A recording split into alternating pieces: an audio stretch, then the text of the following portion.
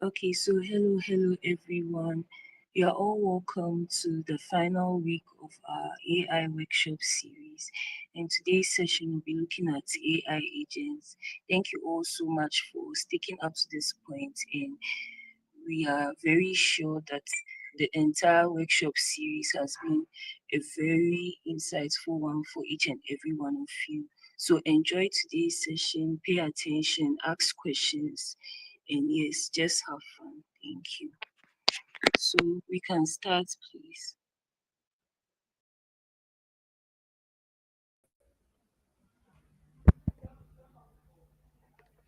Okay, hello everyone.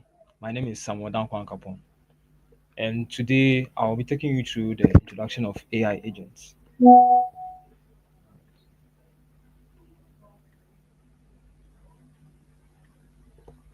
Okay, so this is the outline for today's session. We have AI agents demystify, where we get to understand AI agents through an intuitive way and a more definitive way. And then we will also look at LLMs and their role in AI agents. We also look at a very fundamental procedure in most AI agents, which is thought, action, observation cycle. We also look at agents frameworks, and the last part is we will build a very simple web search agent with Google ADK. So the purpose of this session is to expose you into the world of AI agents. I guess a lot of people have heard about AI agents, has even interacted with AI agents, but might not even know that you are interacting with AI agents.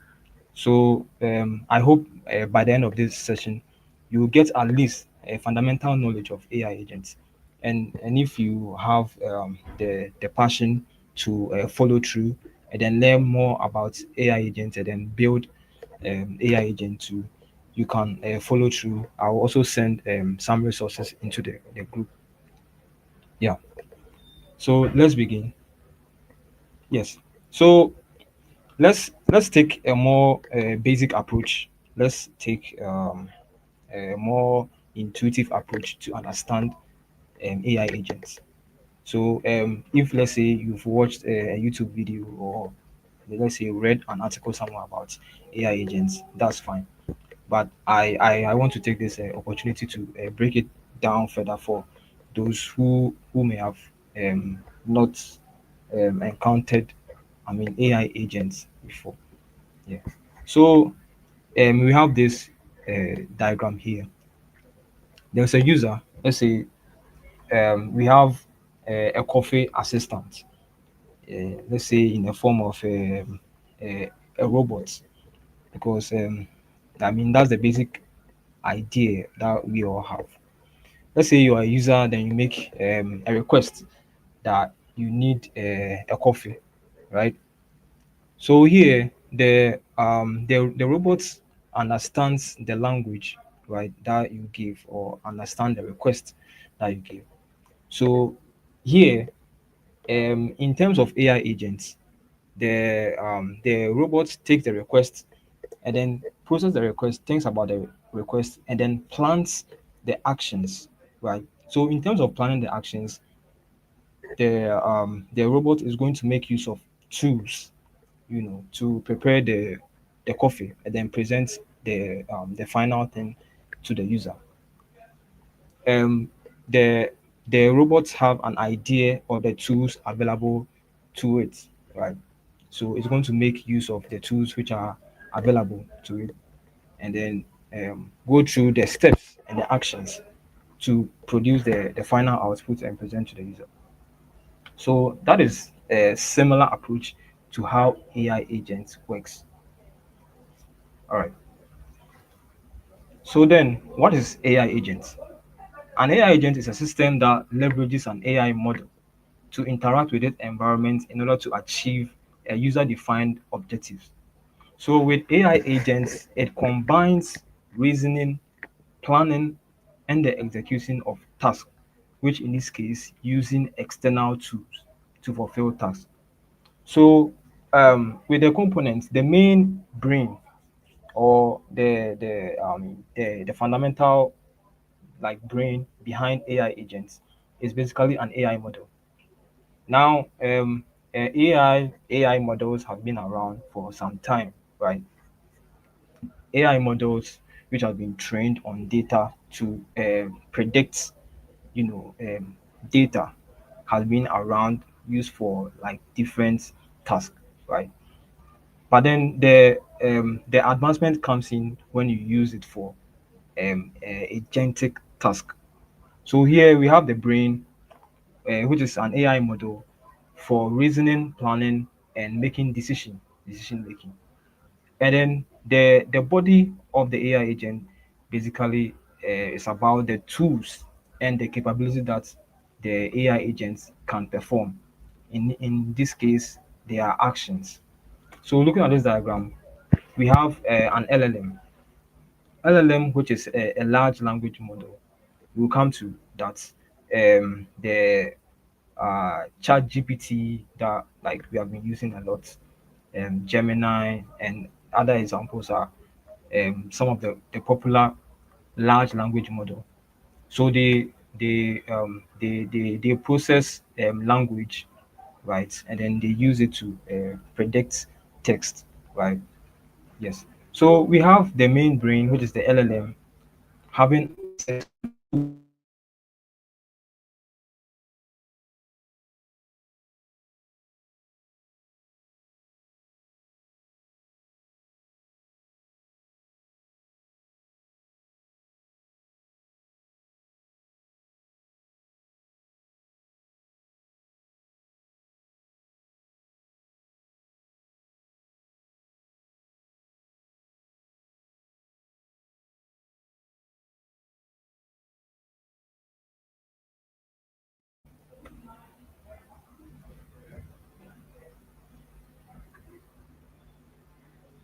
all right.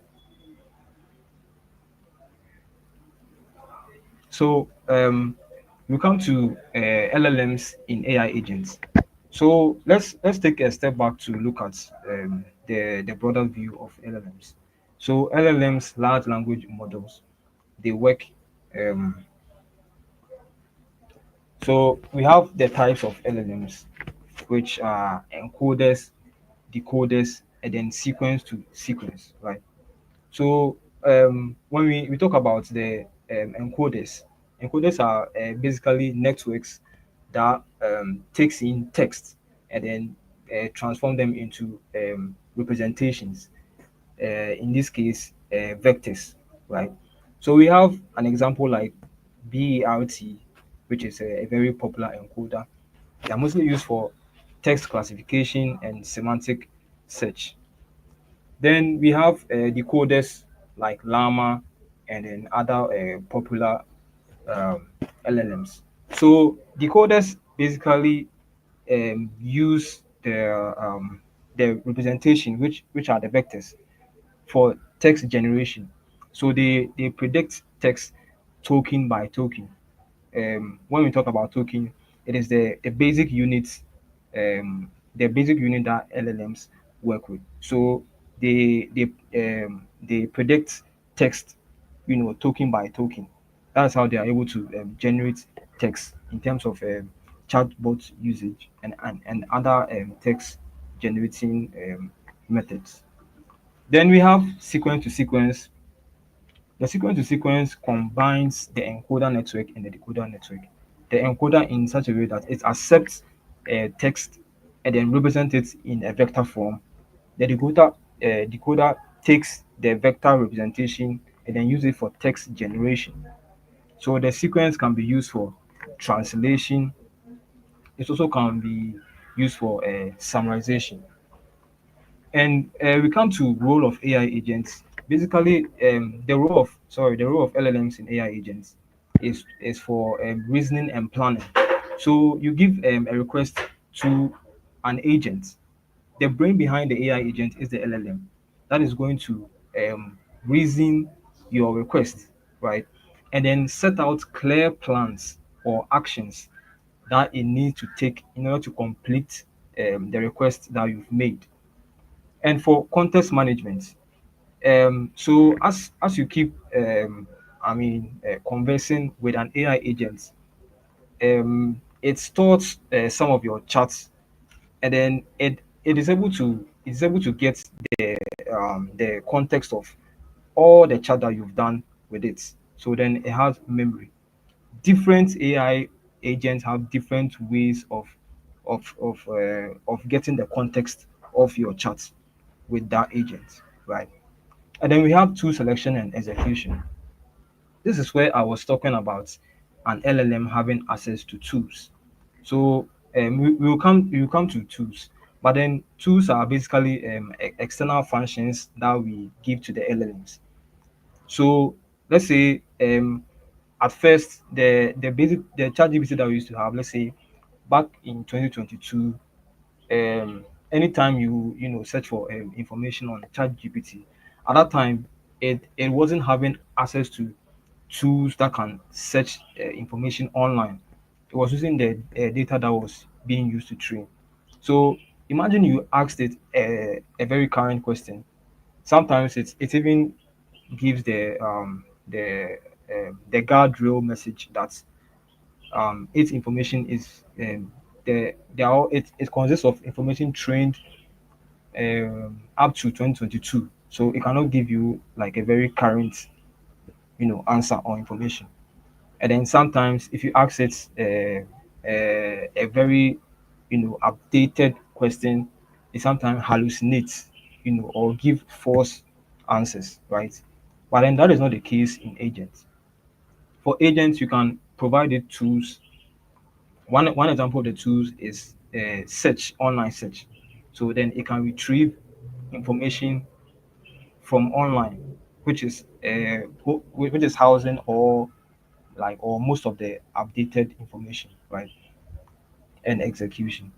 So we have examples of popular LLMs, the OpenAI, ChatGPT, the Claude from Anthropic. We have Phi from Microsoft. We have Gemini from Google. We have Mistral, and then we have Llama from Meta AI. Now we come to tools. Tools are basically functions given to LLMs that fulfill clear objectives. So function in the sense, let's say, you see, if you've done Python before and you've come across functions, we create functions and then we give certain task that it needs to perform, right? So in this sense, we are basically giving functions to LLMs, right? For it to, call the functions and then work with it in times of need. So here, anytime you give a request to the AI agent, the LLM is going to reason and determine that per the request given, I need to retrieve this function, or I need to retrieve this tool, or based on my capability, I have to call on this tool to perform that certain action or that certain execution. So types of tools, we have web search, which I was talking about. So right now, in 2024, 2025, if you check most of the chatbots, you could see they have access to web search, where you can actually activate. Let's say when you ask it a question, you can activate web search, right? So here in anytime you click on the web search, or anytime you activate the web search, it gives the function to the LLM. So the LLM is going to process your request and then determine that this information I need to search on the internet, because it is not available in the data that was used to train the specific LLM, right? We also have image generation. Now you could see the track of improvements in chatbots like ChatGPT. Now ChatGPT can generate image. At first, it couldn't. So all these tools were, provided to ChatGPT. So anytime you wanted to generate an image for you, it calls the tool or function that can, generate images for you to perform the action. But here, the capability is not the LLM itself, but it's on the LLM calling on the tool. So this process, you know, combines to form an AI agent. That is to say, an LLM having access to tools, right? Now, I made a bit of error here. It was supposed okay, yeah, there it's fine. Retrieval. Now we have a term in AI where we call retrieval augmented generation (RAG). So this is basically a concept. Let's say you have slides, right, given to you by your professor. Then let's say you want to use the slides in your learning, right? Then you want to give it to the LLM. Then you want the LLM or the chatbot that you've given the files to access information from the files, right? So RAG is basically a tool that performs this action, right? So what the RAG basically does is all the text in the file that you provided to the chatbot, it take the text and convert them into chunks of vectors. When I talk about chunks of vectors, it's break them down into vectors, but then they are in chunks, right? So for here, anytime you ask it a very specific question, it go back to the vector and then searches through any chunk that it can find something related to the question that you've asked. And it's able to retrieve information directly from that chunk, right? So that's what we call retrieval augmented generation. So with the power of retrieval augmented generation, you can build, I mean, um, AI tools that can work with company data. So you go on a company website, you can interact with the AI chatbots on the company website. Anytime you access information related to the company, it's able to retrieve the exact information without giving hallucinations because it has access to the company data. But then it uses, a very special method. That is the vector and then chunking method, right? So with this method that has been researched and then implemented, it is able to retrieve information very easily. Now we have API. API too. API has been around for some time. API meaning application programming interface.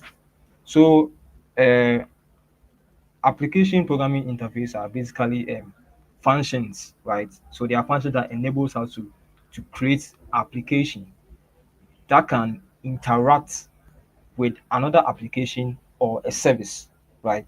So let's say YouTube. YouTube. Let's say you want to get a video transcript from YouTube. You can write a script or basically write an API which is going to interact with the YouTube service. And in terms of interacting with YouTube service, it is going to, ask, the YouTube service for the transcript of the video and not any other information. So YouTube itself have provided access to these services. So they are there, they are being exposed, right? So anytime that you want your application or you write a script to retrieve this information, it is the API or the application programming interface that facilitates this activity, right? Now, these are all functions or tools that we can give to LLMs, right? That makes it become an AI agent. Now, um, what let's go to this diagram, right? We have a user request saying what is the current weather in Accra. Let's say if you asked this to ChatGPT, and then let's say way back, or let's say you asked and you don't provided access to the web search, it is going to hallucinate. It can provide um, sometimes it can provide fake information, but then sometimes the chatbot has been trained in such a way that if it doesn't have context to, or it doesn't have answer or knowledge about the question that you have asked, it can tell you, right?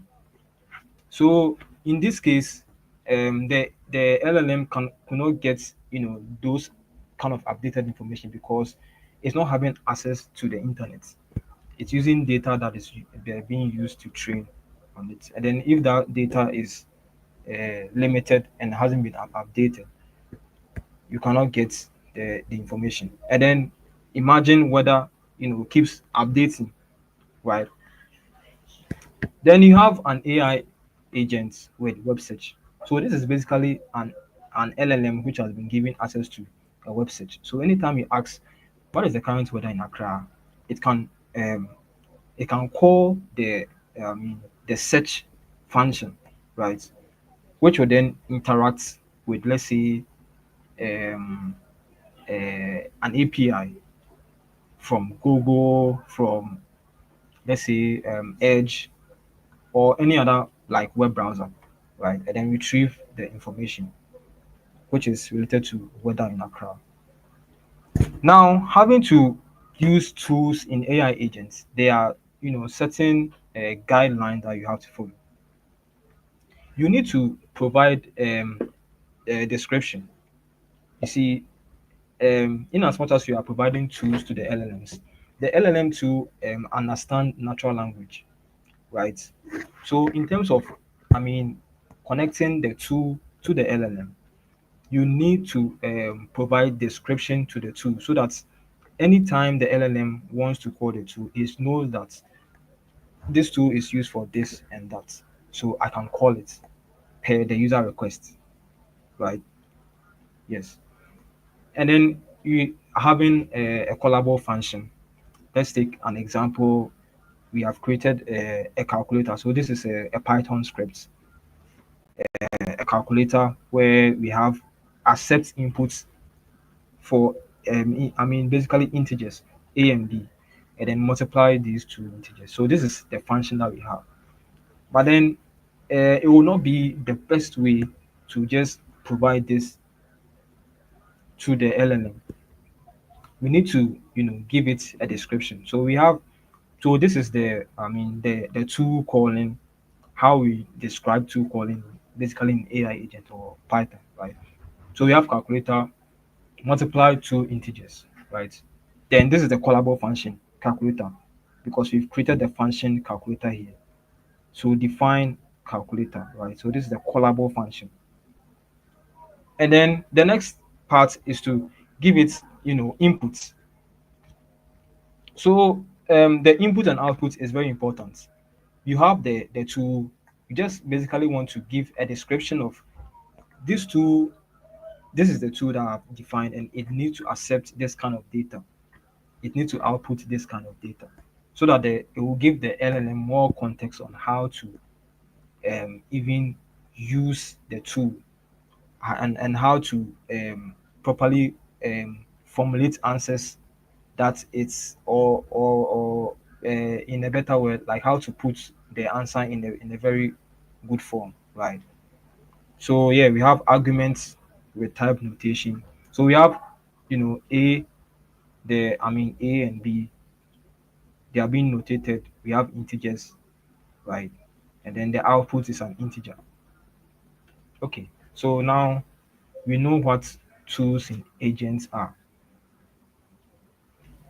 Now let's come to thought action observation cycle. This is a very important idea or a concept in AI agents.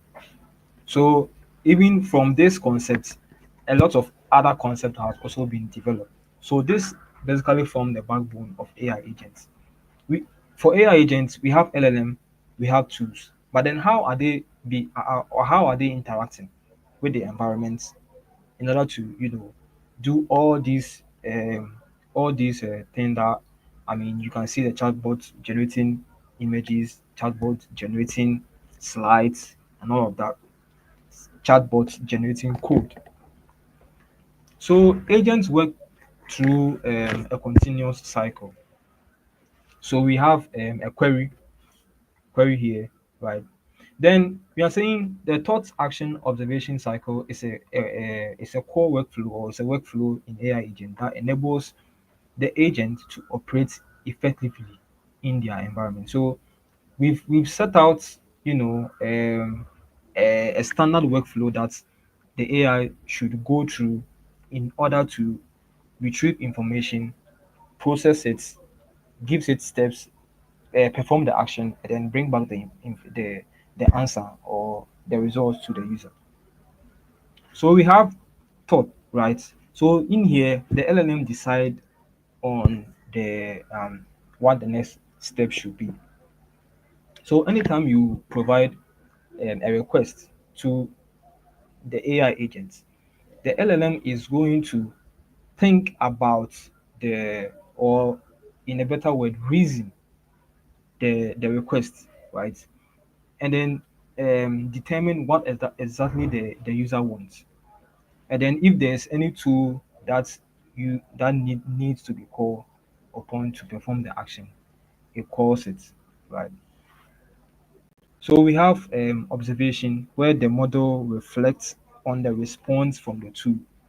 So you've given the AI agent a response, the LLM has seen the response and then thought through it and then reasoned, laid out steps that it's supposed to take, right?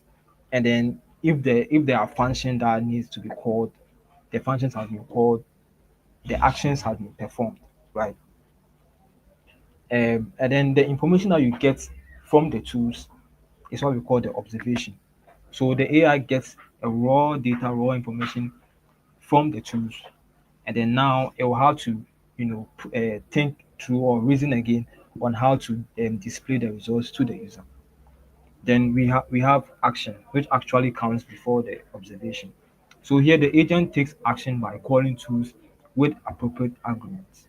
So what I was talking about, I mean, you've given a request to the AI agent. It has reasoned. Let's say you asked what is the current weather in Accra, which I mean we'll come to it later. So the LLM is going to reason and then determine that it needs to call this tool to perform the action, get the information from the tool, and then reason on the information again on how to present it to the user. So we have a system message here. So this system message is very important when building AI agents. This is what we call prompt engineering. So prompt engineering, consists of, I mean, all the context or all the instruction that you want to give it to, I mean, the AI agents or the LLM in order for it to perform. So you set rules, you set guardrails, right? That the LLM should follow in order to work, I mean, perfectly. So here you said we have your AI agent designed to help users accurately. Your primary goal is to provide helpful, clear responses. And then we are telling it that, sorry, we are telling it is having two core calculator with description that multiply two integers. We have the argument and we have the output. Then we are giving it, sort of something related to the thought action observation cycle. He said you should think step by step in order to fulfill the objective with the reason divided into thought action observation steps that can be repeated multiple times if needed. So this comes back to the AI agents working in a continuous cycle. So we have clearly given the instruction and it should reflect on the current situation using the thoughts, right? And then, if necessary, that it needs to call a tool, it should call the tool with the appropriate formatting. and then print the final answer, starting with the prefix as in final answer, right? So this is how you do prompt engineering, or how to prepare the AI agents, right? So let's go through the think action or thought action observation cycle. So we have the weather agents. We have given it a tool, get weather, right? Now we have a user request. What is the current weather in Accra, right? We are giving the agent what is the current weather in Accra. Now the agent accepts this request and reasons. The user needs current weather information for Accra. I have access to a tool that fetches weather data. First, I need to call the weather API to get up-to-date details. So this is where the AI has been able to reason that it needs the current weather in Accra. So it is supposed to call the tool, which is the weather API, right? So this is one step in the thought action observation cycle. So for the action part, the agent prepares a JSON formatted command that calls the weather API. So this is what we call the JSON. Sorry, this is what we call the JSON format. So it's a very important format because it's very easy to work with LLMs, and then AI in general, because it bundles information in a very easy to read step for LLM. It is not basically meant for us the users, but then it is basically for APIs and then the AI agents in general. So it prepares the information in a JSON formatted commands that calls the weather API. So in here we have the action is that it should call the get weather API or the get weather function. And the action input is, you see, the user asked what is the current weather in Accra. Now the input is Accra. So we have a location that is saying that we should get the current weather in Accra. So here, the LLM is going to call on the weather API, then give this information to the weather API that it needs the weather conditions, or the weather status for Accra, right? And then um, we have, sorry, this place was supposed to be observation. So for the observation, after a tool call, the agent received an observation. So the observation here is the raw data that it received from the weather API. So here it received the information that we have a partly cloudy with a temperature 25 degrees Celsius, humidity 81 degrees, and wind speed of 8 kilometers. So now we've gone through thoughts, we've gone through action, we've gone through observation. This is observation. I'm sorry for that. So the AI is going to receive the observation, right? And then you see, I talked about that it goes through a continuous cycle, right? So then it comes back to a thought that now that I have a current weather data for Accra, I can compile the answer for the user. And then it takes action um to get it in a very good sentence or accurate sentence for the user, because it was specified in the prompt when we were preparing the instruction that is supposed to give clear response to the user, right? So it's the AI agent went through the thought that I have to compile the answer for the user in a clear form.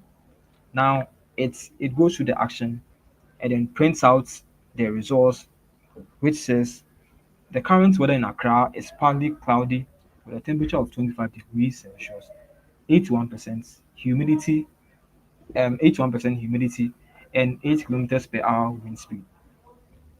So now you've seen how, or you've seen the steps the AI agent took through, right, in order to get the updated information.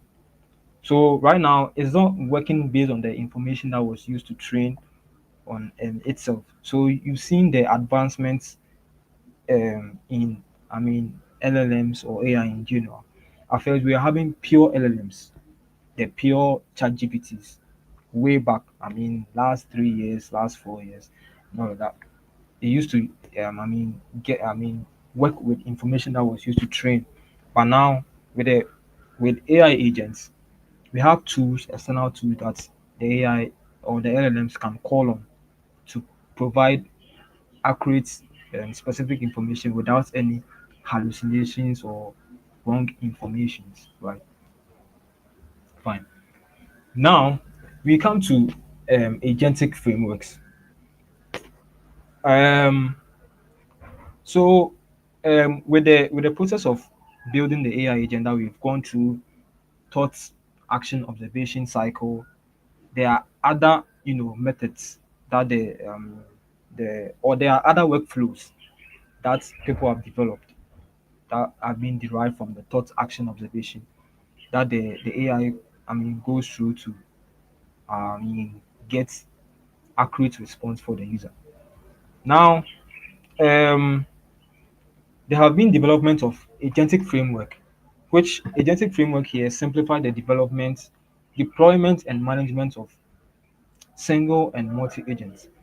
So what the agentic frameworks does, the framework has done most of the underground work.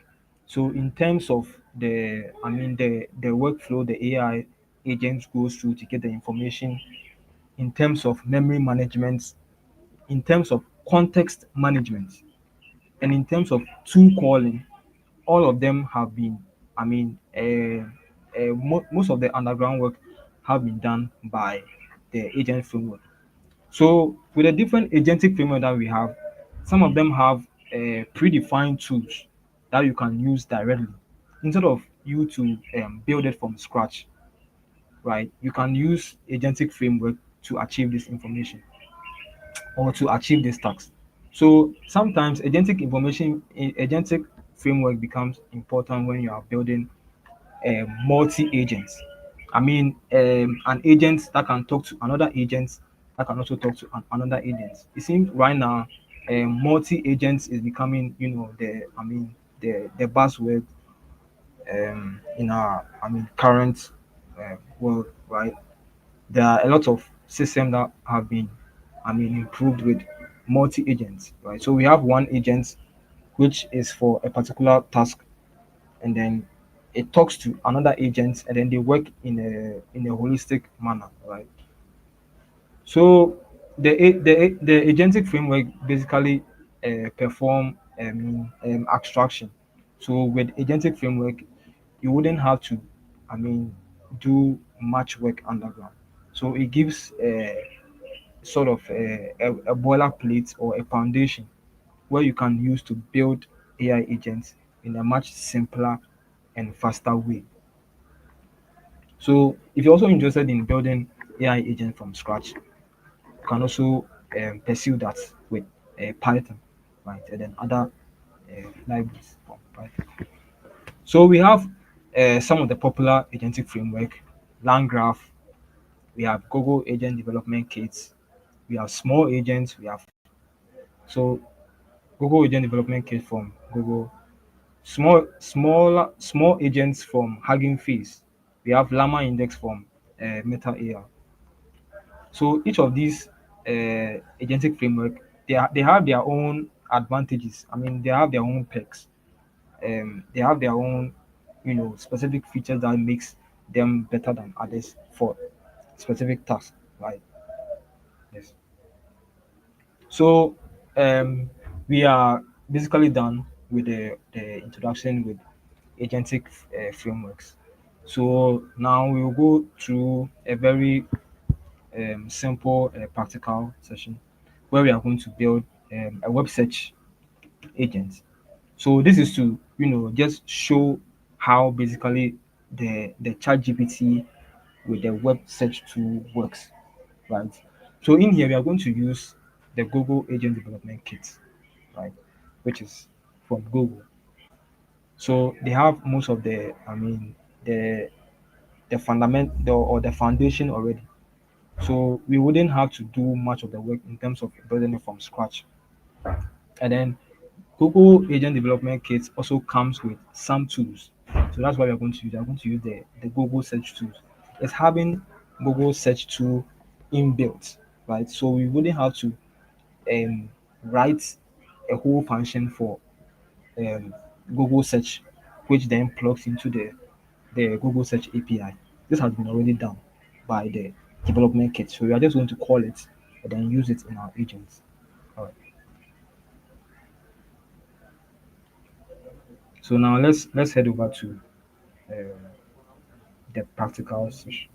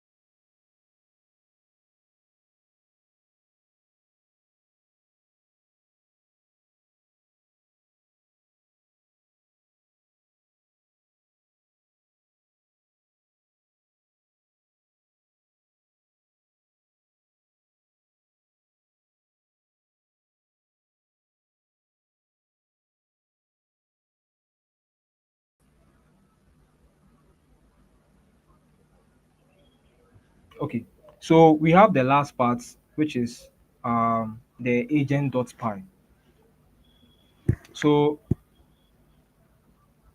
okay, yeah. So in here we have from Google ADK.agents import agents, right?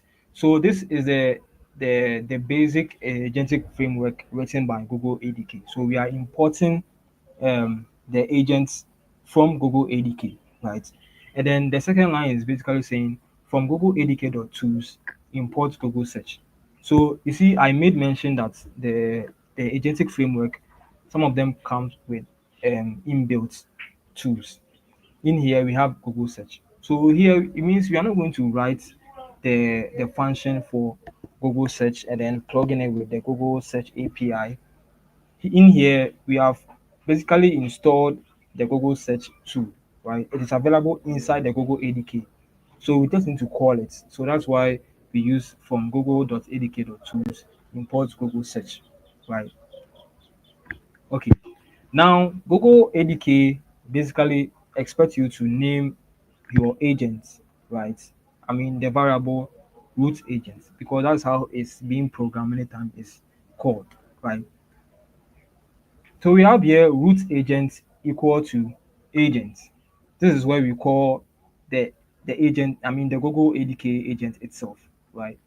So we have agent. We are creating a new agent, right? We are creating an instance of an agent. Then we are going to pass it with our own information, right? So this is what I was talking about. I mean, creating a new agent, right? So in here we have the name of the agent. We call it website agent. Now here Google ADK advises you to use the name of the agent folder, right? So here we have web search, web underscore search underscore agents. Here we have web underscore search underscore agents. Now we come to the second line, we have model. So here you specify the type of Gemini model that you are using. Now we've already given our API key over here. So anytime you run it, it's going to access the key from here and then use that key as our access to the Gemini models. So in here we are using Gemini 2.0 Flash. Yeah, Gemini 2.0 Flash. Right. We have the description, which we are basically, telling. I mean, the agents. I mean, what? I mean, that we are giving the description of the agents. So we are saying an agent that perform web search using Google search, right? And now we give instructions. So we are trying to say you are an academic research assistant. The task is to perform web searches using Google search to focus on academic article and reputable sources, right? So we are saying it should provide a concise summary of findings.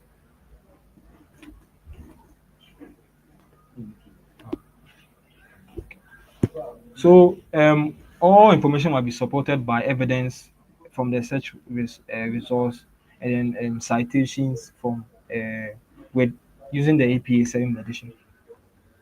So we also give an instruction that at the end of the response, it should give provide bibliography of all the cited sources, also in seventh, the APA 7th edition format. Then we give it a bit of guard rules.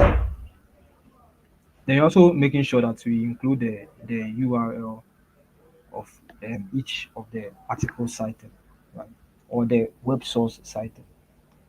And here, one of the most important parts, we pass through to the tools.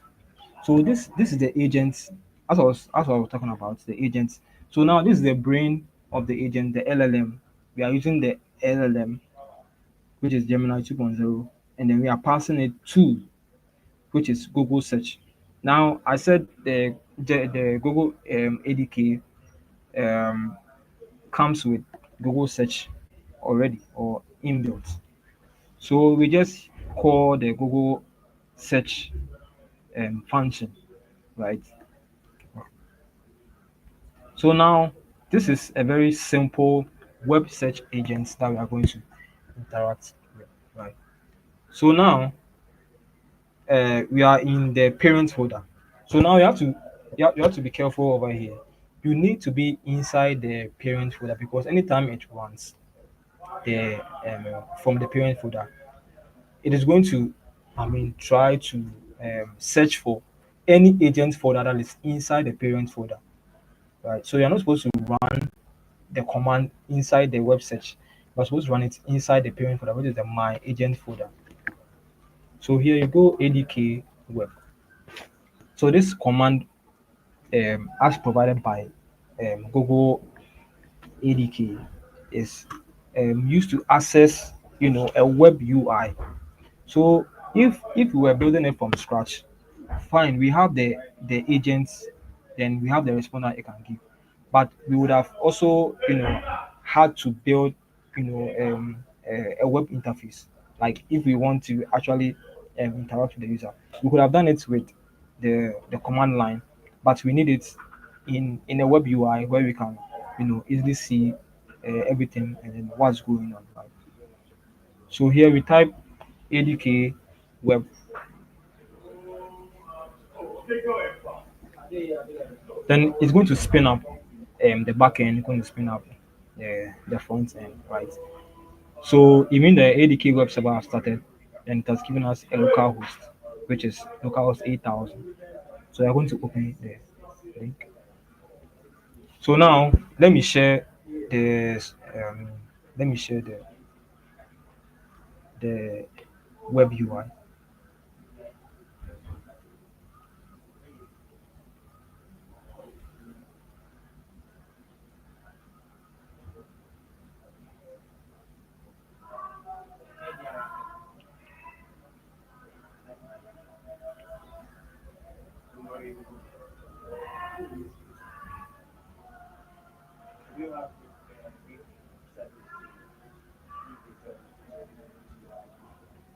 All right. So now we have the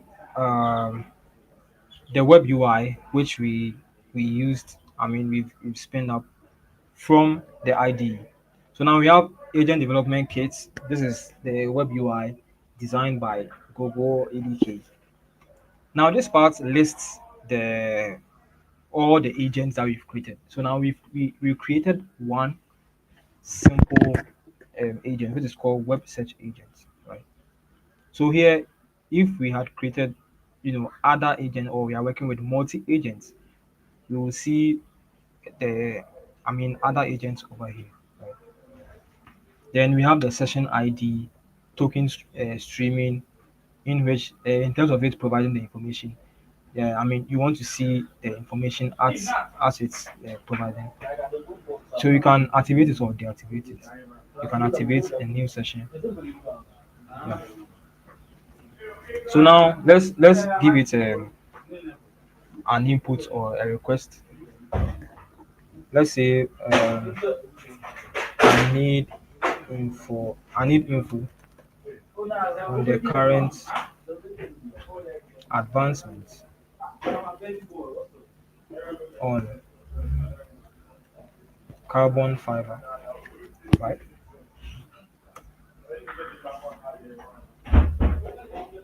Oh, yeah, I made it. The I let me fix the API key. You see, I changed the API key, so um, okay. So now uh, let me use the same information.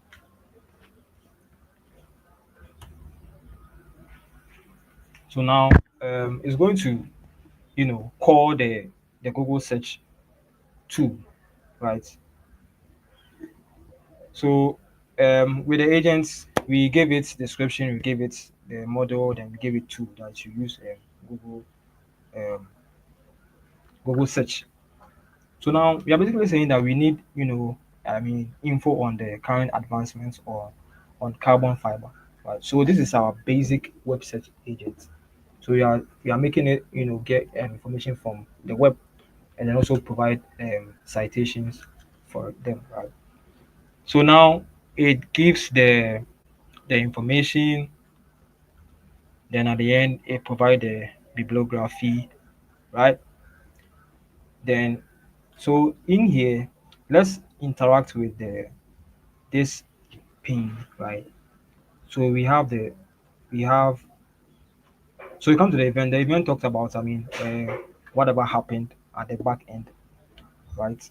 So in here, we use the web search agents, and the web search agents call the Google search tool, right? The Google search tool that we gave to the agents, right? Then this is the information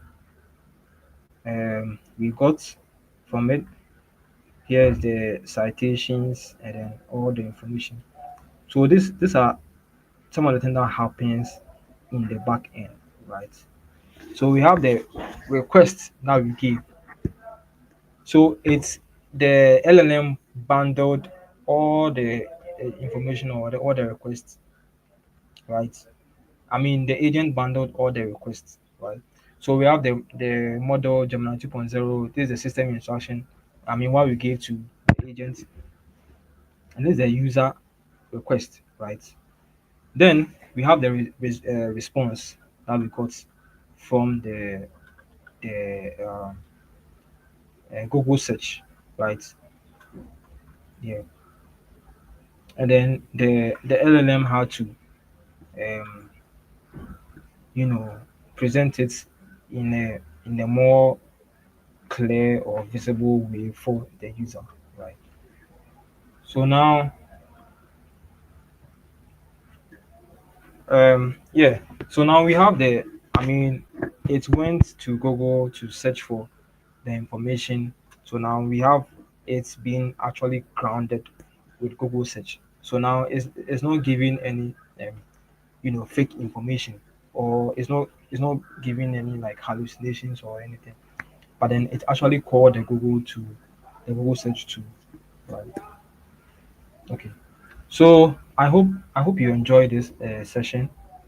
This is just an introduction to AI agents. Um, so this is the end of the AI essentials.